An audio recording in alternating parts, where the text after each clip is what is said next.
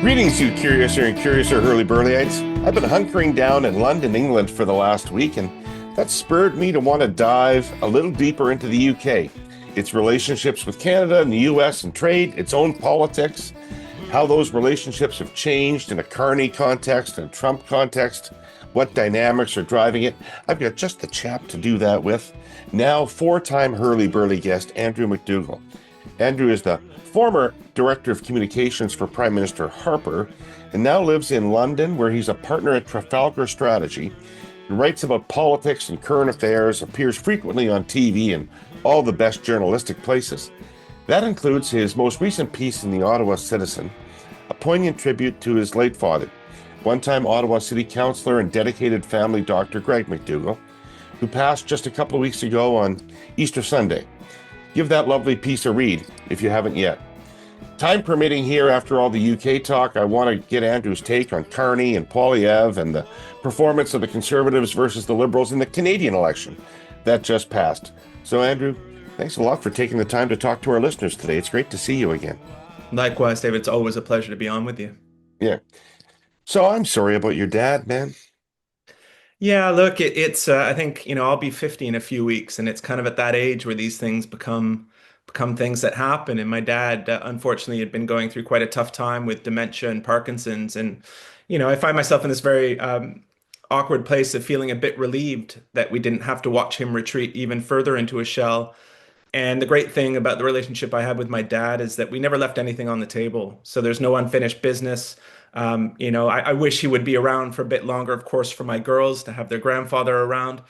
But I squeezed a lot of life out of that man, and he taught me a lot of great things. And I think it's the mark of a good life when you can leave it and people don't feel regret. They feel hopeful and thankful that you've been in their life. And that was my dad for me. Yeah. Yeah.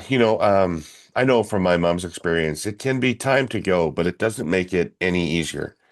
And,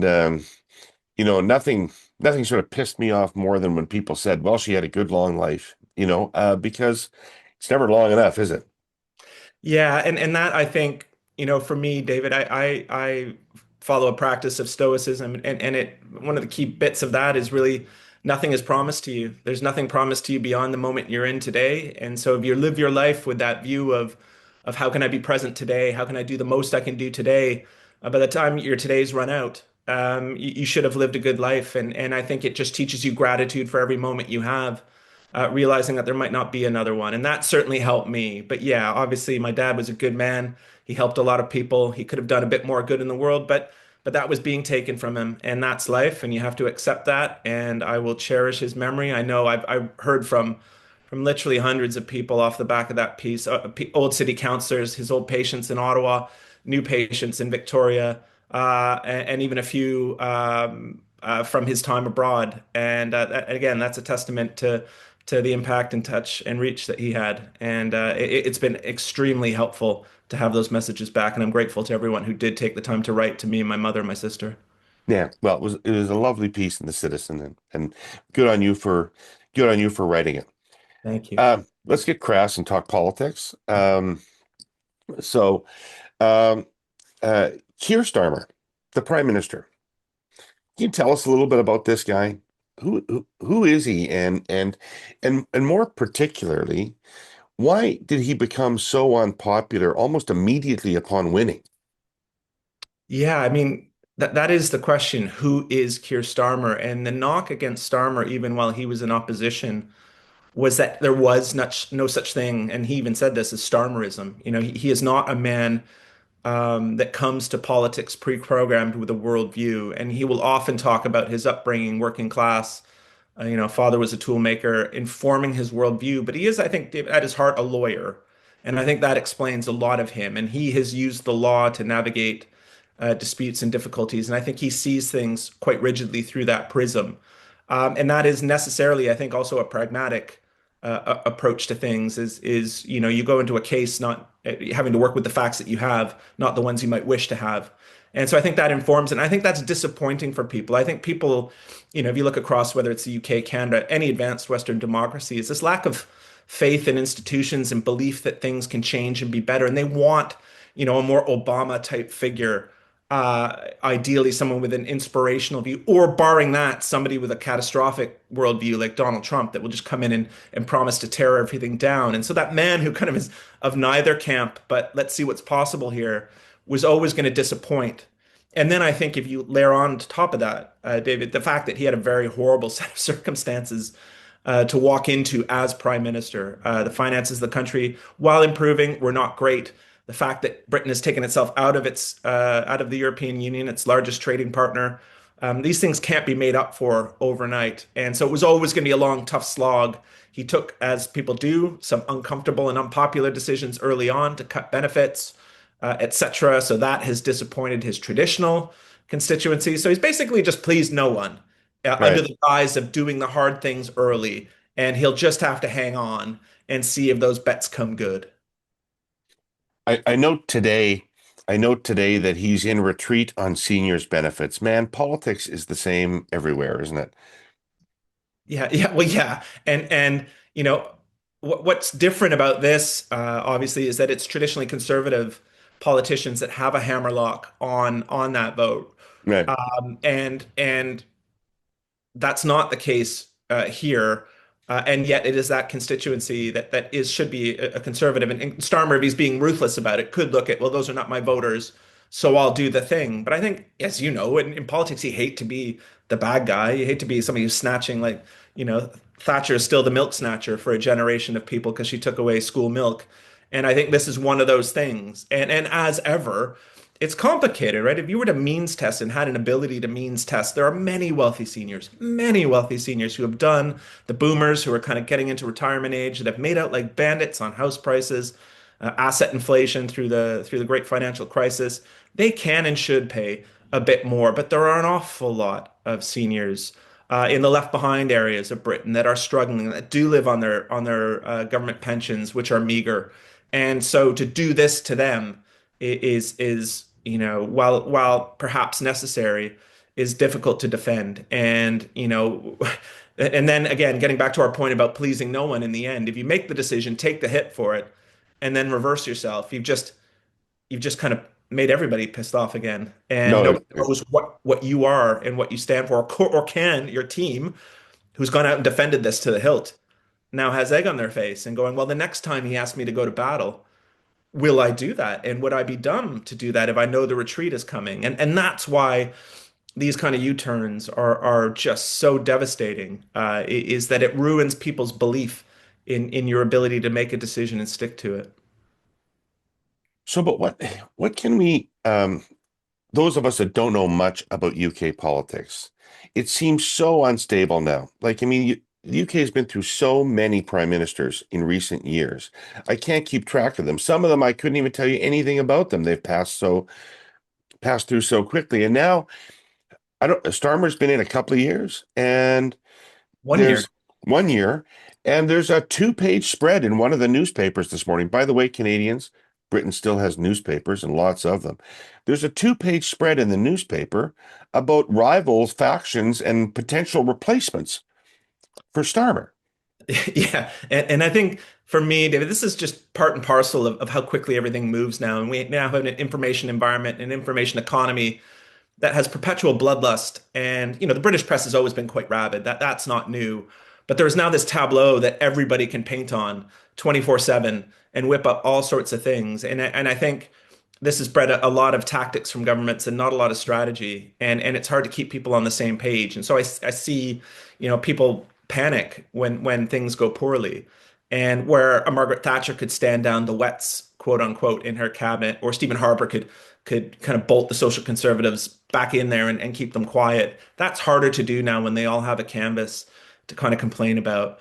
And what you're also seeing from Labour is this panic because British politics is undergoing a realignment. You now have Reform, which is the party led by Nigel Farage, ahead in the polls and rapidly displacing the Conservatives as the option on the right, but also, and this is the key bit, nibbling into Starmer's vote on the left in principally the north of the country, the deindustrialized, left behind places. So he's getting Starmer, that is getting pincered, and that then breeds people who want him to tack left to see off a threat, and others who want him to go right to see off a resurgence on that side. So again, you're left with very difficult decisions if you're Keir Starmer of how to do this. And ultimately, the questions that the problems he has to solve are difficult. Immigration, illegal migration across the channel, a stagnant economy. These things cannot be fixed in one term. You're not going to rebalance the United Kingdom's heavily service dominated economy. London, you're here. It's going gangbusters. Things couldn't be better,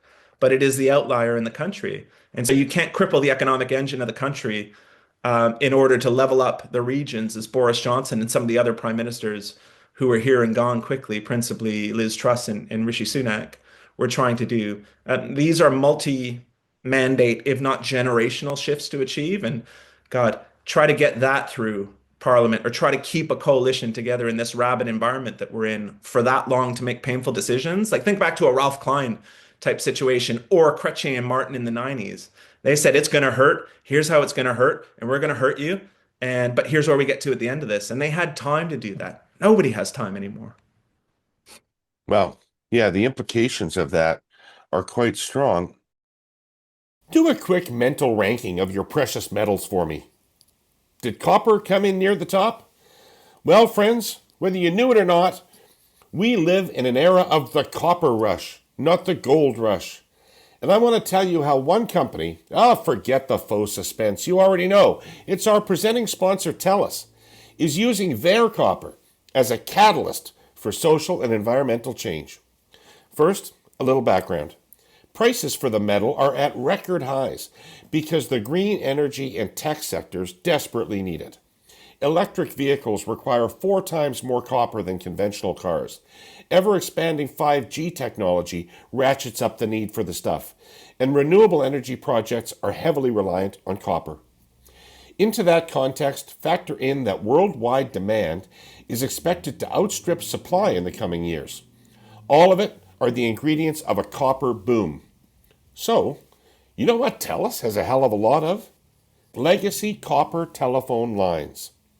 I've talked before in this space about how they've been modernizing those old lines, replacing them with their far more environmentally sustainable, durable, and lightning fast pure fiber. And what are they doing with all that immensely valuable retired copper? Sitting on it? Speculating? Buying professional sports franchises? No. They're turning the proceeds into tangible benefits for communities to fund their Mobility for Good program, which provides free or discounted smartphones and mobile plans to low-income seniors and families, youth leaving government care, Indigenous women at risk of violence, and government-assisted refugees. They're also redeveloping those large decommissioned copper sites, converting them into innovative, purpose-built rental housing. Precious metal indeed. More on those initiatives next week. When you said nibbling away, that might have been a little bit of a euphemism, right? Because the polls in England seem really interesting to me. We've just had an election in Canada in which the two major parties got a larger combined share of the vote than has happened in a long, long time. The Conservatives and the Liberals, 85% of the vote between them, right? And when I look at the polls that are in the papers today here in the UK, the Conservatives and Labour have about 40% of the vote between them. Like they're both extremely weak. What's going on? Yeah, and again, I think that's that. And this is one of the things, if you actually look back when Starmer won in July last year, David, that he had a lot of seats, but it was only about 34% of the vote that he got across the country. So his win was wide, a mile wide and an inch deep, if an inch deep. And so I think this is a bit of a reflection about that is, okay, the Tories had to go. I made my vote. They're gone. What are you going to do for me? And people just aren't patient. And you had, in the midst of that, which is a bit different to Canada, 2 other parties competing. So you're basically saying 4 big chunks of voters between Labour and Conservatives, the traditional parties, and then Reform, the insurgent populist on right and left, and the Liberal Democrats, who have always kind of floated somewhere in the middle, as opposed to the NDP, which sit to the outside on the left of the Liberal Party. And so they did all right. And then there's a very real geographic split to this as well. You think of the United Kingdom as already 4 separate countries, but within those countries, Scotland is almost always a single party place in recent history. That used to be Scottish nationalists. Now it's back to Labour temporarily. The north of England was always Labour until it went to Boris Johnson, until it went back to Starmer. And the southwest and southeast have been Tory, and the competition there is the Liberal Democrats. So I think you're seeing these sliding levels going up and down that can have enormous impacts with small movements. So I think you're seeing a bit of that.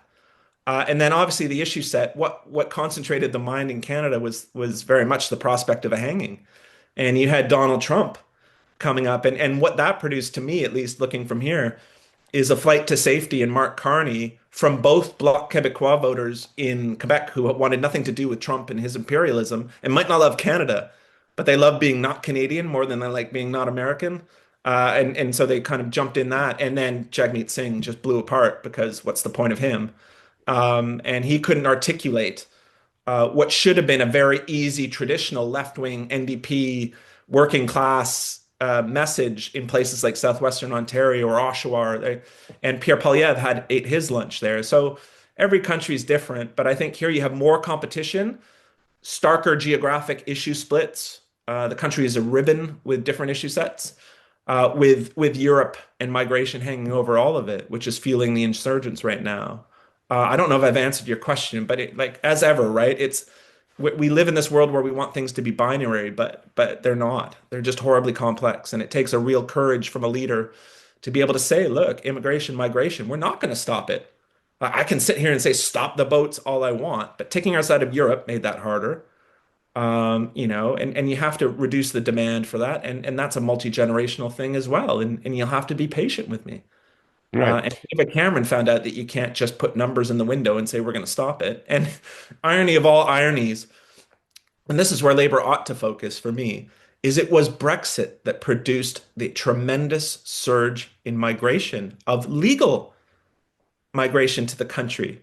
All the people from the EU dropped out. But if you go to a bar or restaurant, I'm sure you maybe been struck by how many are from India or other non-EU nations, and the labor gaps, and there are labor gaps, have been made up from those countries. And the numbers don't lie, as they don't lie in Canada. The numbers are up, they're up hugely.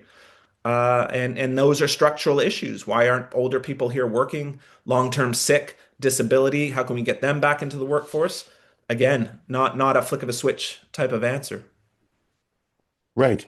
Well, tell us, what do we need to know? So the leading party in the polls now is neither the Labour under Starmer nor the Conservatives, who look to me like they're in danger of Big some trouble. kind of terminal collapse, and 16% or something in the polls. And with a bad leader who's not really cutting through at all in a year. Okay. So Nigel Farage and reform. What do Canadians need to know about this guy and this party? I think the first thing they need to know is I think probably quite a few Canadians would be familiar with Farage because he, like Trump, is someone who understands the media moment we're in and the information economy we're in. We're in what is an attention economy. And the people that can hold attention are the ones that get traction. And how do you do that in this environment? Back in the old days, you used to have to make a cogent argument, go to somebody like a newspaper reporter or an editor, have it pass muster with them, who would then lend you their audience to do that. Now you let yourself on fire, metaphorically, on platforms like X or wherever, and you whip up a frenzy. And it doesn't matter if that frenzy is good, bad, or indifferent for you or the country, as long as you're the one that's being talked about. And then you set out another fire the next day and another one the next day. And then everybody's dancing to your crazy tune. And you've turned politics on its head. That's what Trump's done. And I think that's what Farage has done. So he is not Donald Trump. He is not anything like him, other than the fact that he gets that attention and advocacy is what matters, not operationalizing his worldview or his politics. And this, I think, is what Canadians need to know is he now has the very hard job of doing something with this polling attention. So they just had a local election here. They had a lot of local councillors, so city councillors, you can think of them as the equivalent in Canada, elected for the first time. They will have to professionalize. They will have to be something beyond Nigel Farage. And he is not somebody who wants to be out of the spotlight or gotten beyond. And so he's already kneecapped one of his MPs, a man named Rupert Lowe, for having the temerity to speak up against him. This is the thing that happens with people that take on Nigel Farage. He gets jealous that they're getting attention. He kneecaps them, comes back in. He always says, I'm going to retire. Then, like James Brown, collapses, gets hauled off the stage, and then throws off the robe and comes back out and says, I'm here again. And that's his shtick. And he doesn't want to do the hard job of governing. Keir Starmer just this week reset the relationship with the European Union, made some concessions that would anger some people, got some wins that will make people happy. They debated that in the House of Commons. Guess who didn't show up? Nigel Farage, the man who fought 7 elections without success to get in the House of Commons, got into the House of Commons in this last election, and then didn't turn up to make his case in Parliament about why this was a bad deal. And I think that tells you what you need to know about him. I wouldn't. He is a charlatan. I was going to try to couch that, but that's what he is. He is a creature of fame and outrage, and he doesn't want to have to follow through with actually fixing things because he doesn't have an answer either. He doesn't have a clear ideological or worldview. Well, I think it is in that it is ancient in terms of how things used to be. But he doesn't put too many markers down other than everything is going on right now is wrong. And the problem is he'll go down to the border and film all the people coming in on rubber dinghies and saying this has to stop. Okay, well, how are you going to do that? And the number one thing stopping you from doing that is being out of the EU, because every continental European leader's incentive is now just to wave everybody along until they get to Calais or the coast and say, like, look, have at it, go for it, because they don't want the problem either.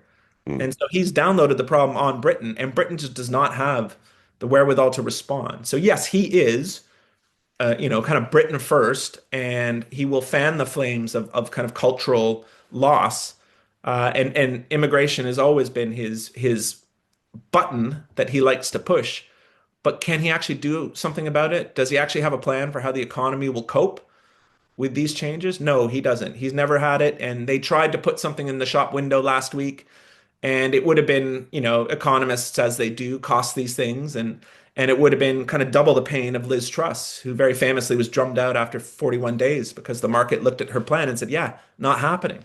And Yeah. that would happen to him should he table something like that. So as much as he has a worldview, David, it would not survive contact with reality of governing, not for a day. Next week, King Charles will open Parliament. It's a big deal. The first time a monarch will read the speech from the throne in just about 50 years. The symbolism is plain and meant as a reminder to the entire world, a powerful statement of Canadian sovereignty delivered by Canada's sovereign. Canadians will be bursting their buttons with patriotic pride, and our sponsor, CN, will be cheering. For CN, royal visits are deeply nostalgic. The railway has a history of helping introduce previous monarchs to their Canadian subjects. In 1939, with war approaching in Europe, King George VI toured Canada to rally patriotic spirits. He and his entourage traveled on a 12-car train, finished in blue, with coats of arms on the smoke boxes and imperial crowns on the running boards. The train was pulled by a CN locomotive 6400, adorned with the royal coat of arms. The King covered 13,000 kilometers in Canada and detoured to Washington to visit President Roosevelt. In 1951, the 25-year-old Princess Elizabeth and her husband Prince Philip spent 33 days in Canada. She traveled about 20,000 kilometers, tracing much the same route she'd followed with her father 12 years earlier. CN locomotive 6401 did the heavy lifting that trip. And in 1959, Queen Elizabeth and Philip undertook the longest royal tour in Canadian history, mainly to celebrate the opening of the St. Lawrence Seaway. She visited every province and territory during her 45-day stay and, yes, presided over the opening of Parliament. CN would like to say welcome, Your Majesty, to a strong, free, and independent Canada. You do us proud. Since you raised it, this deal that Starmer just struck with the EU to, I guess, get tariffs off of some goods and services in exchange for adhering to EU rules in those areas, was immediately attacked by Boris Johnson, of all people, as being a betrayal of Brexit. But I thought that what I'd seen was that the large majority of UK residents had already determined that Brexit was a mistake. And so isn't trying to undo it in whatever way you can undo it a popular thing to do? Yes, and this has always been the frustration, getting back to your first question about Starmer and what is Starmerism, is that that lane has been open for a few years now in people going, it hasn't worked. And Labour has said we're not going to re-litigate Brexit. That was his position in the election, in the last couple of elections for Labour. We're just not going to get into this because it's anathema for the voters we need in the north of the country in particular. But yes, people, in as much as things don't impact the movement of people, are quite sanguine about reintegrating with Europe. You know, all the small businesses that tend to vote conservative and small business owners are frustrated to hell with the paperwork and the difficulty. Northern Ireland and its border with the Republic of Ireland is just a sticky point because there's a lot of stuff that goes across that border. These things have to be thinned out. So if Boris Johnson comes out of his bunker and shouts about Keir Starmer, in effect, his quote was about being the gimp from Pulp Fiction, that the EU just wheeled him out to abuse him. People have moved on from that. And if they can get a shorter queue in passport lines and use the electronic gates, whereas now they're back to being second-class citizens in the EU when they travel, those are the micro things that ordinary people love and hate. And if you look at the cultural sector, one of the things he did is remove the need for them to get approval to go through every country on a tour. So if a musician from Britain is going, now they can just one shot do, and these are the things, they're a vocal constituency. So I thought he was quite adept in security and defense cooperation. People are all for that. Having access to EU education programs, the Erasmus program, it's called, people love that. So I think Keir Starmer played a blinder here. And, you know, the Labour Party has not been gifted in its political communication for the past year. But they did one infographic I saw where they listed everybody who was for the deal. And it was all the titans of business, cultural communities, and they listed everybody opposed to it. And it was literally Nigel Farage, Boris Johnson, and Kemi Badenoch.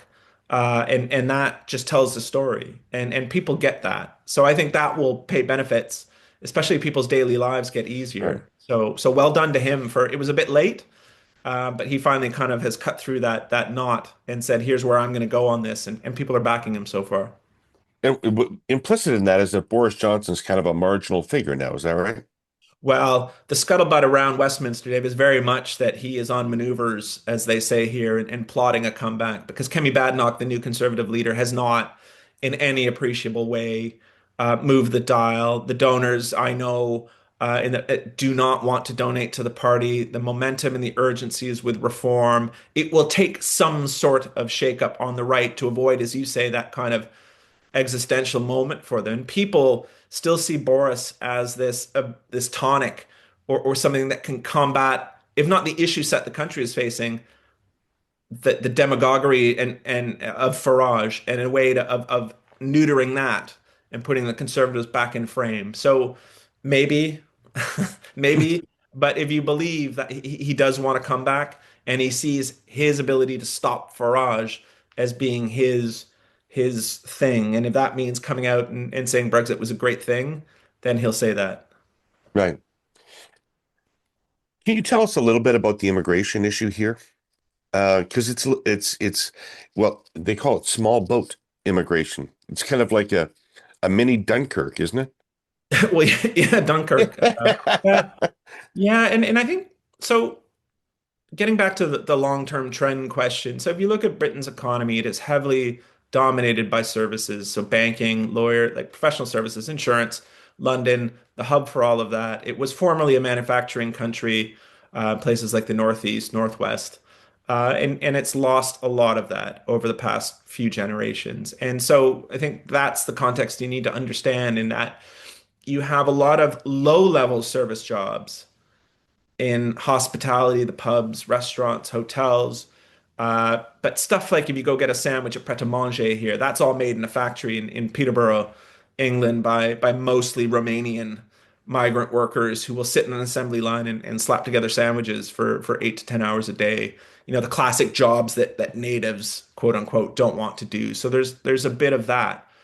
And point of fact, the So that services. would be, just to interrupt you for a second. So that would be similar to the temporary foreign workers situation in Canada.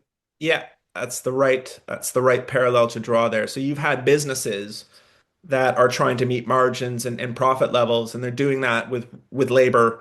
They historically used to be, it was the kid from the local school that worked in the sandwich shop on the high street. Now we have chains, usually backed by private equity, who are looking to squeeze every margin they can and profit they can. So they go to these outsourced solutions. So there's definitely a bit of that. And if you look at core services and getting back to the British identity, which I think is important to the broader immigration debate, if you look at the NHS, the kind of totemic healthcare service, that is powered almost exclusively by nurses who were not born in the United Kingdom. A lot of West African, a lot of EU historically, the midwife for my children when it was French.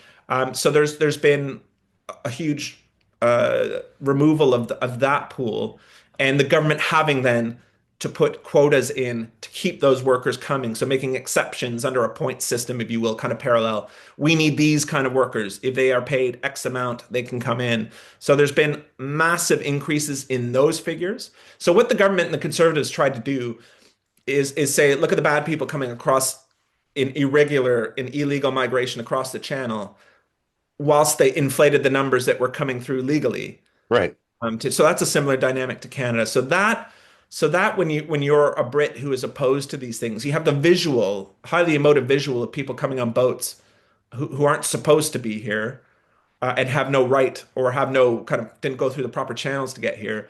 And then you have a tremendous influx of numbers of people that are coming to work legally, who then put pressure on things like hospitals, schools, university places. If you go to the kind of upper echelon of like high net worth individuals and their needs. So this kind of constellation of things that has produced a huge surge in numbers, particularly post Brexit, a huge visual surge, although relative to the numbers coming in legally, the illegal route is quite minor, but still shocking. These are tens of thousands a year of people that are paying smuggling gangs money to come over and risking their lives and often dying. It's a horrible situation. But it's one the liberal left has not made an argument against on it being improper, in that you have to have a system of rules. And if you don't have a system of rules, then people will lose faith in the system. And I think you see that a bit in Canada too. People will say that Justin Trudeau broke the consensus on immigration, and maybe that's not quite fair, but that's what happens when huge numbers suddenly show up, and ordinary people feel pressures on their commutes, on their costs, on their lack of housing. So you have all of that here. And so the more populist Nigel Farage figures, David, will focus on the more emotive, illegal stuff, even though it's an order of magnitude smaller in terms of a problem on the services. It's not mostly these migrants that are coming and taking up spots. It's all the people that are here legally. And the state, and this is the same in Canada, has just done a piss poor job of building the infrastructure the country needs to settle its increasing numbers. And you used to, in the old days, had a Why very... is this true everywhere? Look, this is true in Canada too. Why is this true everywhere? My theory, David, is that you used to in a place like Canada, if you wanted to accept a huge number of people, take the Ukrainians after the Holodomor, and you had the whole prairies. You just said, look, you're farmers. We have all this land. Nobody like go farm there. It'll Hmm. feel just like home. Or you want to come to Canada. Well, rural New Brunswick needs a few teachers. I'm sure you won't mind going to rural New Brunswick to teach. But now everybody wants the big city because economic opportunity in the modern economy comes in the big cities. So everybody wants Vancouver, Toronto, Montreal, Calgary. They don't want smaller cities. They don't want to go to Edmonton, New Brunswick. They don't want to go to Kenora. They don't want to go to Lloydminster. They don't want to because that's not where the opportunity is. Whereas you used to go, open a restaurant, put your kids through school, have a house. You could do that even if you weren't trained to do that and you didn't want to do that. You could have that opportunity. Now it's go to a place like Toronto, drive an Uber for 20 hours a day and barely be able to afford a flat anywhere. And I think that's why. And you can't just magic up new highways, subways, and all that. That's expensive infrastructure to do anyway. And I think, but that doesn't stop the fact that governments have ducked those conversations for a long time. And that's not a partisan thing. That's like multi-generational failure to provision schools, hospitals, roads, bridges, all that stuff. And this is where I feel some sympathy for Trudeau and the last government is all those things came to a head kind of at once off the back also of a pandemic and Russia's invasion of Ukraine, which just took global supply chains and threw them into meltdown. So you had all that stuff hitting at once. And it's not all going to unwind at once. And again, that gets to that multi-mandate, multi-generational rebuilding and reorienting of an economy and its infrastructure. That's not a thing that you can do easily. And again, we've lost our ability to kind of think through these things long term. If you're on this pod, you probably love a good Canadian success story, and maybe a good brisket too. Meet Rob from Prairie Smoke and Spice Barbecue in Regina, Saskatchewan. I had a chat with Rob this weekend. In 2012, he traded his steel mill job for a smoker and a dream, turning his backyard barbecue hobby into a business. Fast forward to today. Fueled by his success on TikTok, Rob's a sought-after barbecue consultant, spice rub entrepreneur, and international champion pitmaster. Since joining TikTok, Rob's seasoning orders have grown 10 times. His content, part cooking class, part prairie charm, has built a global audience from the prairies to Costa Rica, Australia, and England. Through TikTok, Rob doesn't just reach followers, he finds new customers. Prairie Barbecue's business is thriving. But here's the rub. The last federal government ordered TikTok to shut down its Canadian offices, putting the teams who support folks like Rob and hundreds of good Canadian jobs on the chopping block. With a new government in Ottawa, we've got a chance to keep the local employees of TikTok Canada working for people like Rob. Over 14 million Canadians use TikTok every month. Let's find a solution that keeps these stories and businesses cooking. In Canada, a lot of us were surprised to discover how little relationship there was between the setting of immigration and temporary worker, foreign worker quotas and the actual infrastructure required to support those people, right? Yeah, and I think, and this is where the most frustrating thing about political debate now is that these things, these third rails, I guess we've always called them, we're just not supposed to touch. And the one thing I will really fault Trudeau for is he was the guy that we ran around going, we can't be divisive. And then anybody that would pop up to discuss these things would be, oh, you're the problem. And it's like, no, we have to have a space to have this conversation about how do we do this properly? Because whether you like or don't like immigration, the surest way to set everybody off, as we're seeing, is to not have a plan and then Right. to rubbish people who say, where's your plan? And they might not have a better plan. Like, let's not, like Pierre Poilievre wasn't going to go in and kind of magic up a solution, But but that's not his obligation. we're right to talk about these things. Yeah.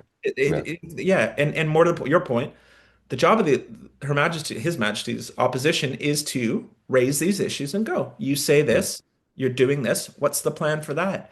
And we can't just ad hominem try to shut down the other side by saying you're wrong or you're racist or and I think we've had that for the past since the pandemic, since Black Lives Matter, since this whole debate, we've just shrunk our spaces and social media and technology has scrambled and atomized the kind of national conversation to the point where these things now fester in corners and then suddenly pop up as huge issues. And most of us in positions of power or influence don't tread in those corners. And so they catch us by surprise. Like, oh, we didn't know everybody was so upset by this stuff. And that's a failure on our part to have our ear to the ground. And our most important duty is to listen and to show empathy with people, not to accept the premise of their anger, but to at least hear them out and have a conversation about this stuff. And people, when they feel that they're not being listened to, act in very unpredictable ways. And so much of Trump and Farage and even a bit of Poilievre is just, we're tired of people not listening to us and saying what you're feeling is not true.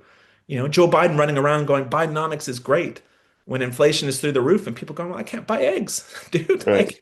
Like, don't piss on my leg and tell me it's raining. That's just don't. Mm. I'm not that dumb. And I think woe to any leader who looks at their electorate as people who just are dumb. And they're not. They might not understand the issues in the way you think they should, but what they're feeling is real.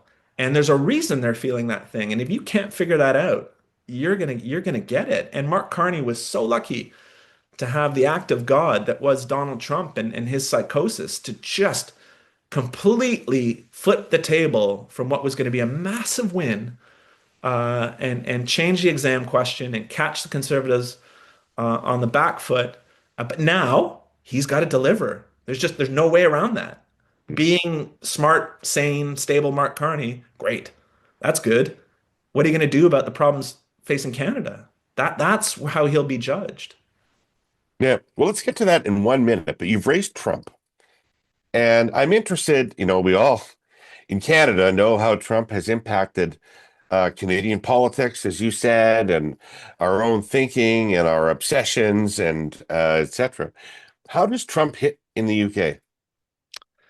Yeah, very much like in Canada. There is, people like Farage and his leadership have been historically close to Trump in that Farage knows that if he gets that reflected glory, he'll be relevant as well. But even Trump's talk now has forced Farage to back away from him because he's going even a bit too far. And I think, especially on Ukraine and Zelensky, like Farage is not we can't help these people. He is not an Hmm. isolationist in the way that Trump and his coterie are. And so I think there's outrage. And this is where Starmer, in being practical and going, well, I have to work with this guy, again, risks alienating his traditional support base. And when the king says, come have a state visit again, it might be tactically a smart thing to do because we all know that best thing you He can do. looked craven. He looked craven to Canadian eyes. Oh Starmer did. yeah, and I think I wrote that at the time, like with friends like Keir Starmer, like that, and this, and like you have to realize Trump is very hard to combat, but he's a very simple creature. You rub his belly, tell him how great he is, how wonderful he is, and he'll roll over. Or if you stand up to him, he backs down, right? It is the people that get caught in this neverland of how do I triangulate him, that I think fall down. And was Starmer doing a quick deal the right thing to do? Well, arguably not, because like China didn't do a deal with him, and he's already backpedaling there. And if you talk to people like the Japanese or the EU, they're in it for a bit more of the long haul, going, the state's trying to take everybody on at once. They could pick people off one by one, no problem. They're the gorilla, Yeah. but they can't pick everyone. And this is what I hope that Mark Carney and other leaders around the G7 and G20 realize is that if you hang together, you can probably do some things. And particularly if you look at Trump's superpower, which is the lack of shame, the complete lack of ability to feel shame. He's a shameless person. That is what you need to succeed in this information environment we're in, right? You have to roll, you have to be able to just say the dumbest shit and not worry about how you look about saying it. And if you look at where all the platforms are that enable this kind of behavior, they're all American platforms. And if Trump wants to play a game, I think it's high time that the countries of the West look at those platforms and go, well, what can we do there, tariff boy? You want to come at us on goods? Well, your service exports matter a lot more to you than they do to us. So if you want to play that game, maybe we play that game. And then you cut his superpower out. Trump failed as president in 88 and 2000 because he had to go through the media, and his bluster and bullshit was called out for what it was, and he went away and died. Now he lives in perpetuity because he has an ecosystem that favors him and just lets all his little me monkeys come out there and pile in and put pressure on people. So Republicans who might want to stand up to him are afraid of him because of the monstering they'll get. And Mm. this is the thing, the world has to figure out what it believes in and then hang together. You're not, you can feed the alligator, but he's still going to come after people. Like you have to hang together and hopefully we'll get there. Canada had this unique thing with Trump where he's threatening us existentially. He says we're not a real country, that our borders are arbitrary, and that we'd really be, can't support ourselves, and we should be a state because we're not a legitimate country. He doesn't say any of that about the UK. So why do people in the UK react so negatively to Trump? I think it just offends our general sensibility here. I think it's also because he loves the UK so much. I think his mum's obviously was Scottish, and I think there's an affinity. His love of the monarchy, like for what he loves this country because he feels it's a part of his identity. And I think this is like not to get all psychological on him, but his dad, Trump's dad, was German and was a hard bastard. Like he drove one of his sons to basically the drink and death. Donald was never good enough, taught him all the nasty tricks of the trade and real estate. And his mom was always the solace and the nurturing and the caregiver. And I think he associates in his mind all the things that are associated with her as good.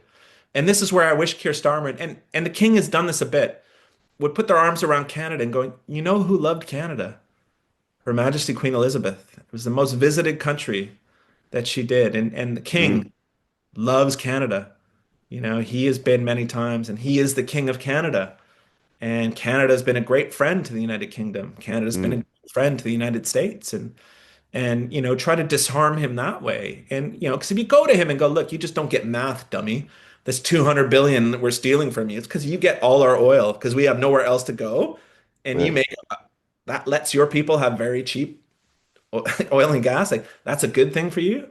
You know, you can't just go, look, so you think every time you go to the barber and he cuts your hair and you pay him money that he's ripping you off. No, you're getting a service in return for that. Like it's not, you know, but people who come to their positions without reason cannot be reasoned out of those positions, right? This is the thing.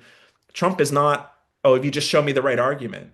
And even the whole spectacle yesterday with Ramaphosa in the White House of like the guy just showed him a video of supposed white genocide happening in Africa, and videos that have been debunked. Like you can't bring logic to that party. It's only going to break your heart, right? And Ramaphosa like said, well, look, if I had a plane to give you, I'd give you one. And Trump, like he's like, yeah, great, give it to me. Like that's what you're dealing with. So I think getting back to why the UK, he loves the UK for reasons that don't make logical sense in terms of economy and trade flows. He loves it for softer reasons. And Trump has that in him.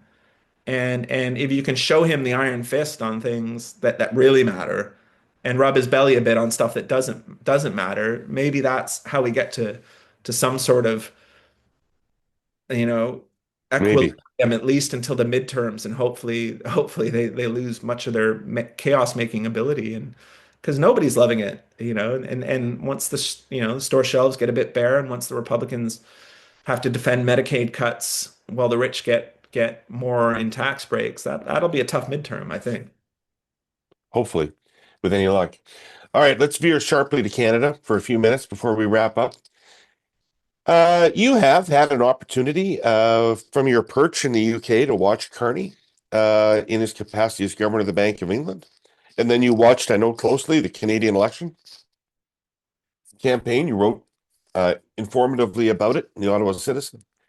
What are your hopes and expectations for Carney as Prime Minister? Yeah, I think just getting back to our earlier bit of the conversation, that he really bears down on the issues that are impacting Canadians in their lives. I think Mark Carney loves the big moment. I think he loves being on the stage. I think he's well used to being in the rooms where important decisions are made, whether that was during the financial crisis as the Bank of Canada governor, whether it was around the Financial Stability Board and his role there as kind of the central banker of central bankers, whether that's the Bank of England and Brexit. He's used to sticky situations. He's used to coming up with plans and communicating them. I think that's all fine, and that's good. What I'm not sure about is whether he has the ability, like Stephen Harper did. And I think everybody knew that Harper worked hard, but his level of attention to detail to what was crossing the cabinet committees, cabinet as a whole, each piece of legislation, like, he knew it often better than his ministers. And maybe that's an indictment of the ministers, but not always. But his level of interest in things like employment insurance reform it was granular and long term. And I think the problems Canada faces need that from its prime minister. It needs a full cabinet that can actually swing in and do the work, because these things are beyond the gift of any one man or person. And I hope he doesn't succumb to some sort of kind of hero complex. And I worry a bit where you see these things, he's signing these executive declarations. I fixed that problem. And I'd like that. I get why you do that, but that's not the follow through that's required. And he's got to genuinely empower that cabinet.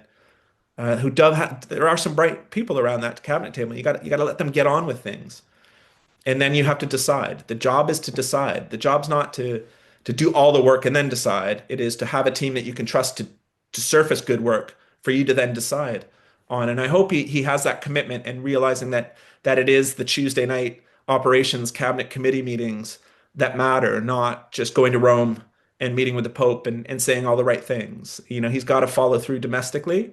And if he doesn't, Pierre Poilievre will be right there at the door again, and he won't lose again. This might be a curveball that you're not ready for because it just happened, but I'm interested in your thoughts about this wonky machinery of government question. But it leads directly from what you've just been saying.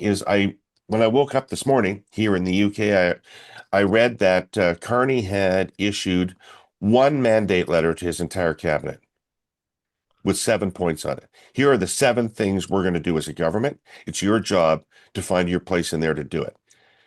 So instead of each minister getting their own lengthy laundry list of things they were supposed to accomplish, each minister got the same letter, which said, here's the 7 things the government's going to do. What do you think about that? I think that's the right approach. I think it is. I don't think we can be prescriptive. I think you have to have the wisdom to know that a solution might not be the one you have in your mind. It might come from another avenue. And if you can empower people to think creatively about that and how they can make a difference, it puts the onus on them to do the thinking. And I think, our government takes some blame for this. Trudeau followed through this highly prescriptive, thou shalt, or more importantly, thou shalt not rock the boat, say these things. I think you have to let these things go a bit.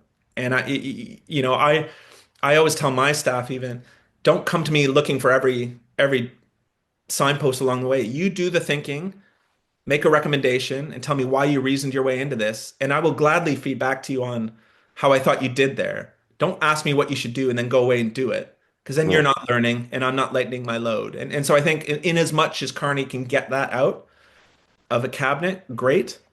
Because everybody knows the mandate letters are just a bit of theater. We can all read the platform. The trouble is in the how are you going to do that? Everybody wants sunshine and rainbows and lollipops for everyone. Yes, got it. But that's not a plan to put those things in people's hands. So, you know, as a patriotic Canadian still, despite being here for 12 years, you got to wish for the success of the government because the country is up against it. And, I just finished reading Andrew Coyne's book about Canadian democracy, and he's not wrong. I Like haven't we, read it. You like it? Is it good? yeah, and it just like I lived through it, right? That the kind of centralization of everything, that making not only MPs but ministers eunuchs, and this, you have to broaden out that and people aren't going to come into politics if they feel that all they're going to do is do what the prime minister tells them to do.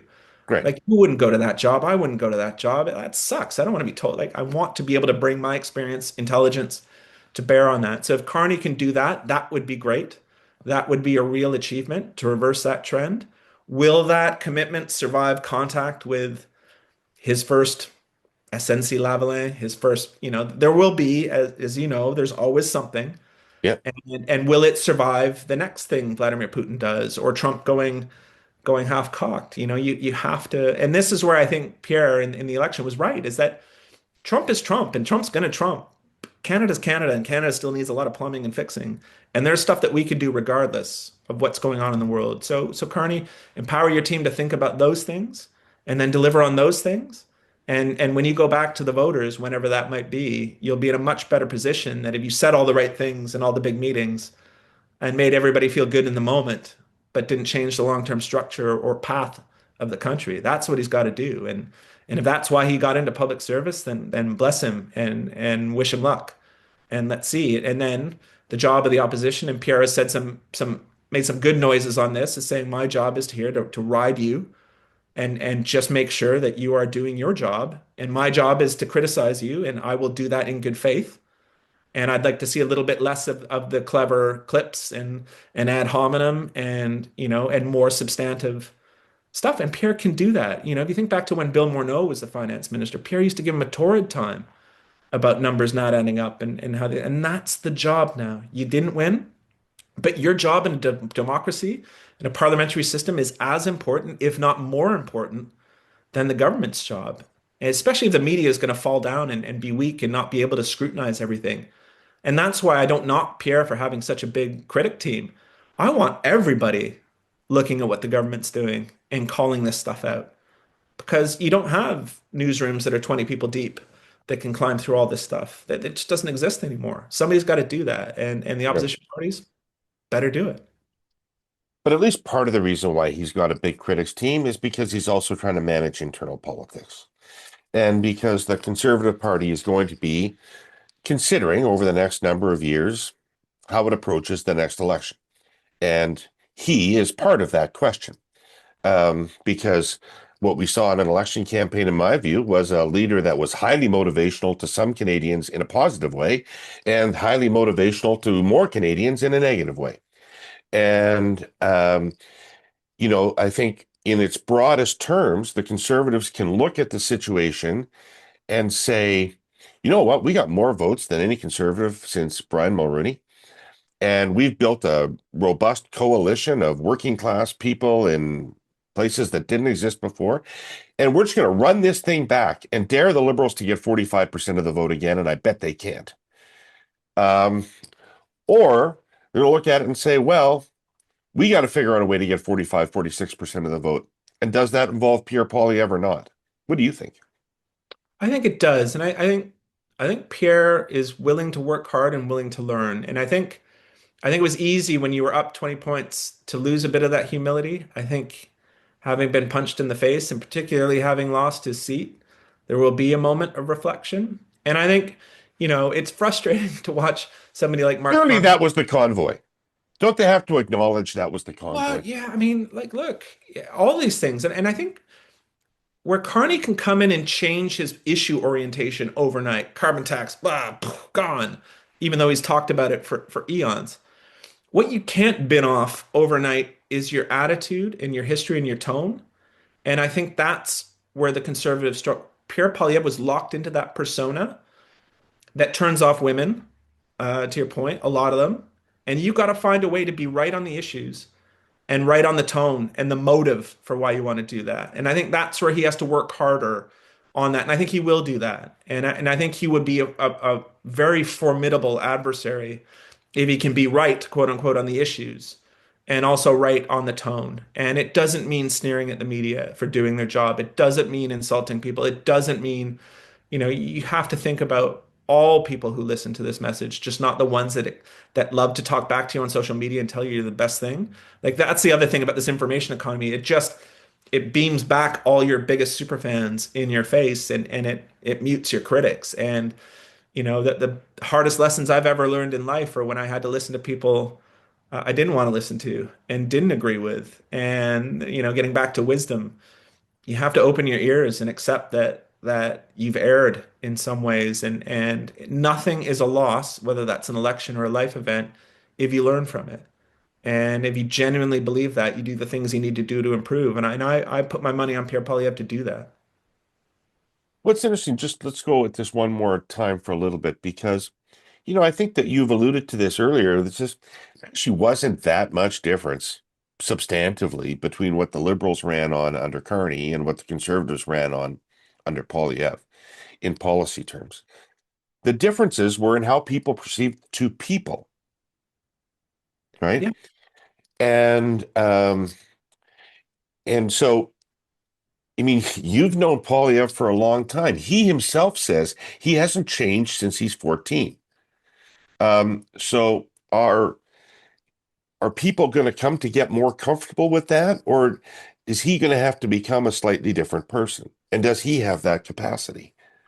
I think it's the latter. And I think that's, as ever, when you look at politics now, like the number one job seems to be in the hierarchy of needs, convincing your super fans that you're harder than they are, to get in the position of leadership within a movement or a party, and then expanding that out to a broader audience in an election scenario. And I think that's where Carney certainly had the easier time, in that the issue set just landed in his lap perfectly for a man of his experience, intelligence, and demeanor. It couldn't have been better, right? And Pierre, Scott Reed says the dime landed on its side for that guy. well, yeah, and Carney has to realize that as well, right? Is he like Lazarus? Yes, brought the party back from the dead. Yeah, but everything that had to go perfectly well went perfectly well, and you can't count on that happening again. And I think Pierre will get that, and I think he will understand that.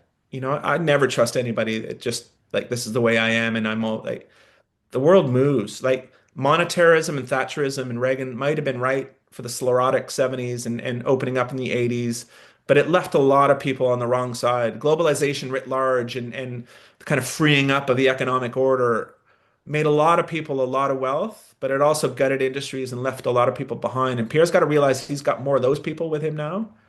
And they have very different needs. And that's what Boris Johnson struggled with here in the UK. It's what Starmer's struggling with is how do you speak to all those constituencies, all that audience? And it has to go to some sort of grounding in principle. Yes, you have to believe in a way of working, but you also have to temper that with, as Stephen Harper did through the financial crisis. It's like Stephen Harper didn't go into office thinking I want to spend 2% of GDP on stimulus to do it, but at some point you got to realize that the world economy has collapsed and we got to do this and Right. we got to go there and we'll go there with a plan of getting out of there, which he did.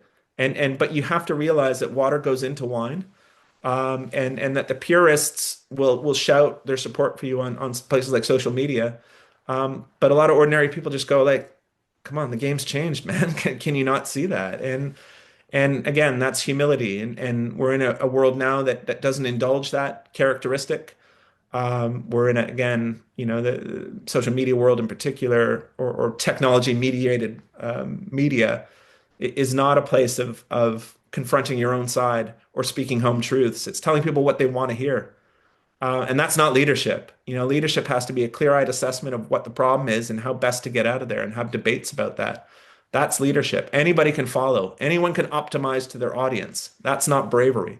Mm. What is bravery? And this is why I try every once in a while in what I write to take on what is perceived as my own side. Like I haven't been in politics for a long time, but I don't do that because I want to see them fail. I do that because I want to see them succeed.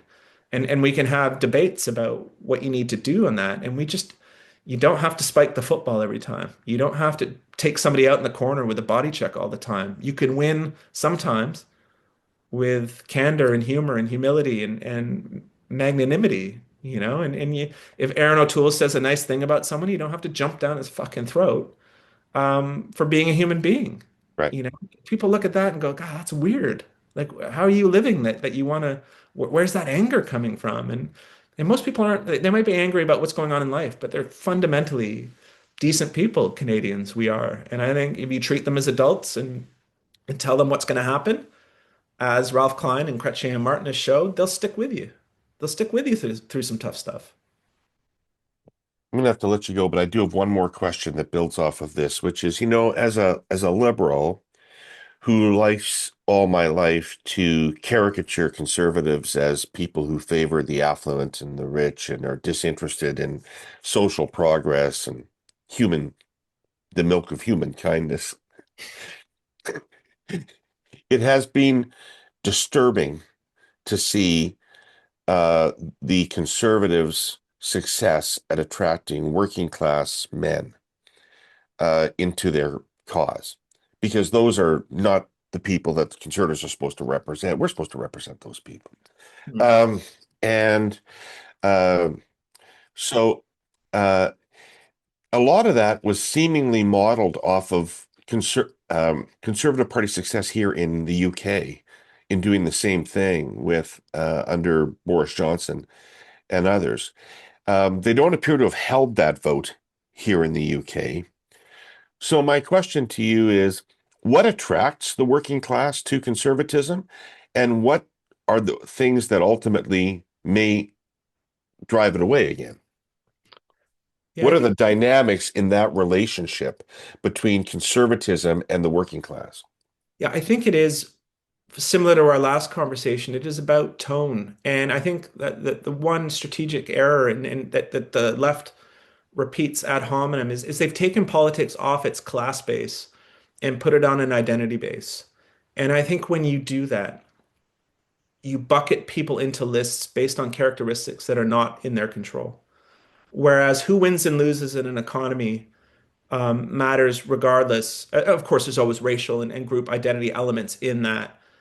You can't avoid that. But the debate is necessarily broader, in my view, when you focus it on a class and economics assets than when you do on an identity. And I think the left over-indexed on that, and Trudeau in particular, on that. And I think that rubs people the wrong way. And if you look here in Britain, the lowest attaining group, educationally, economically, are white working class men. That is a fact. Okay. And everybody likes to think about recent immigrants and the struggles that they have getting on the line. And that's all true as well. But you can't ignore that elephant in the room. And you can't, more to the point, look at the people that raise those issues and ascribe motive to them, David. You cannot go, you are a bad person because you're talking about this, or I presume to know why you're raising this issue and your motive behind it. You can't do that. And if I could encourage the left to do anything, it would be to stop doing that. Let us have the space to talk about sensitive issues in a respectful way, because it will disarm the charlatans. It will take away their ammunition of these people don't love you, they don't want to listen to you, they don't care about you. We cannot have politicians being able to launch that accusation that people don't care. We might not see the world the same way. We might have different ideas about what's best to do to help all those communities, but it's not because we don't value them or don't respect them or don't listen to them. And we have to do a much better job of doing that. But again, the environment in which we're in it's difficult to do that. Everything is weighted to more siloing and polarization. And this is where debates about what happens to the CBC and BBC do matter, because we need a song sheet. We need a national conversation. And to get back to the left, another thing you need is to have a national identity. You have to be about something. You can't just be a way station for all and sundry to come. You have to be about something. And I think the one good thing about Trump is he's made Canadians think about what it is to be Canadian a bit more superficially than not American. Like, we are a very distinct, we feel that inherently. And that's not tied to race. That's not tied to, that is an identity that's beyond those things. And you have to find positive ways to indulge that, which is why I always love going to things like culture, music, concerts, and sport, because I rub elbows with people I would never see in my daily life. And you have something in common. And I think we have to find ways to put people in common as opposed to setting them apart. So to get back to the original question of how does your lot get back in the good graces of the working class, as it were? Obviously not pumping up numbers in the country without a plan to get people into schools and hospitals and jobs. Like, you're not doing either side of the equation a favor there. The people who are coming to Canada go, well, this wasn't what I was promised. Like, where's the land of milk and honey? It's not here. And the people who feel that they're being displaced or competed with go, well, why did you do this if we don't have enough? And that's the kind of thing, those are tricky conversations. And hopefully we find the grace to have those conversations without jumping down each other's throats. And I wish I were more optimistic here. But and this is, like, again, to get back to true, this is the one thing You're more optimistic than I am. I'm happy to be talking to you. Well, grated with me more than anything was his incessant need to other people that didn't share his worldview and ascribe motive to them. That is pernicious. That is corrosive. And so much of what led to Poilievre's success, and this is not just kind of angry white men. When I was back in Vancouver Island, I went for a nice long hike with a friend of mine from high school, and she was telling me about her life. She does very well, successful, chiropractor, runs a practice, fed up with the crime, fed up with the drug addiction, fed up with all this stuff. And again, woe to any politician that just dismisses that as anger. And well, yeah, why? We got to get better asking the why, and having, again, the grace to accept what comes back to us and not label it or not condemn it, but to work with it and to say, okay, I understand here, and have you considered this? And it is a conversation. It is not a I shout louder than you shout, or I can monster you before you monster me. That works in the short term, but leaves the country with a stack of problems that can't get unpicked. And again, that's where we are as Western societies and economies now. Intractable problems and no room or space or grace to talk about them, other than the Herle podcast. What you just said there, that is for damn sure. Intractable problems and no space to talk about them. That's a really smart way to end this. Andrew, thanks a lot for your time. Great conversation. Always a pleasure to talk to you.